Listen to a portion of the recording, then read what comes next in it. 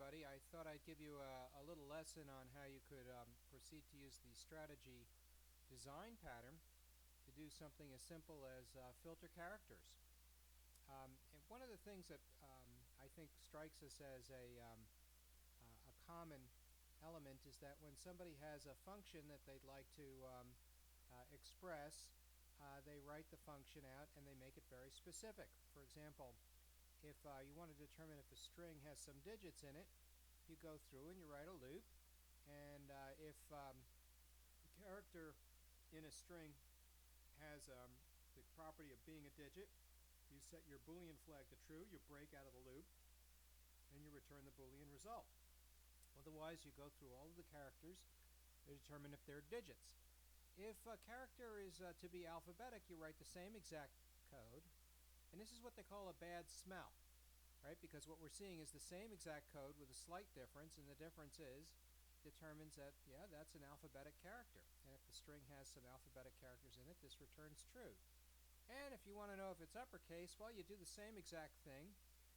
You determine if it's uppercase, and then you write the same exact loop, and then you return, yep, it has upper.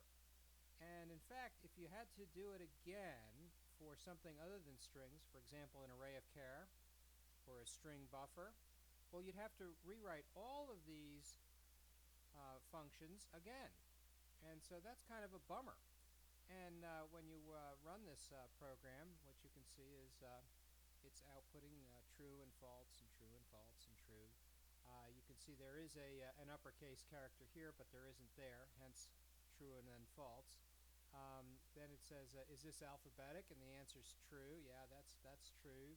And then how about this as alphabetic? And the answer is false. It's numeric. And then does it have digits? And the answer is true. Yeah, it has digits. So it all seems to be working, but it's a bit cumbersome, and you're going to have a lot of duplication. So then the question is, well, how does strategy pattern help us?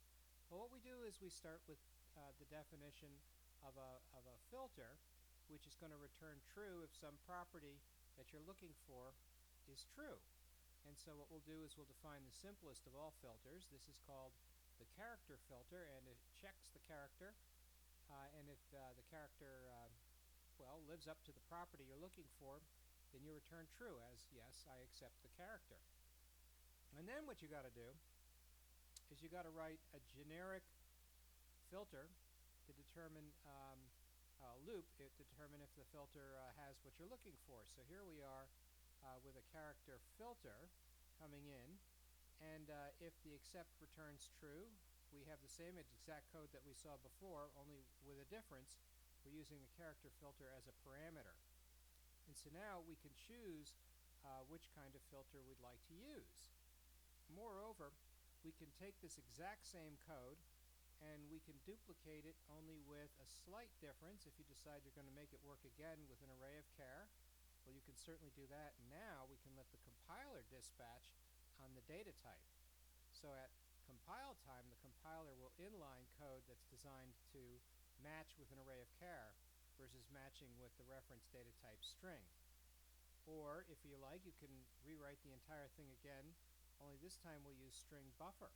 And so now what we've got is an opportunity to make use of the strategy pattern with a series of filters. And each one of the filters will determine if we have succeeded in matching the character in our reference data type with what it is we're looking for. And we can get rather more complicated. For example, we could determine if there's a currency character, if there's digits, there's alphabetics, if there's uppercase filters. We can in fact keep for ourselves an entire battery of character filters. And these filters can be reused for a whole series of different data types. And so by determining how we're going to match our filters, for example, here's a white space filter, then we have an opportunity now to go in and say, gee, I wonder if there's any white space in this character string. So we'll put in a little space over in here, and we'll put in a white space filter. And now I would expect this to return true at the end. And so now when we run the program, we see, yes, indeed, true returns at the end because there is some white space there. So by virtue of using character filters, we are able to dispatch across our character matching algorithm and reduce the total number of different functions that are required. And so this gives us a nice example for the strategy design pattern. Thank you.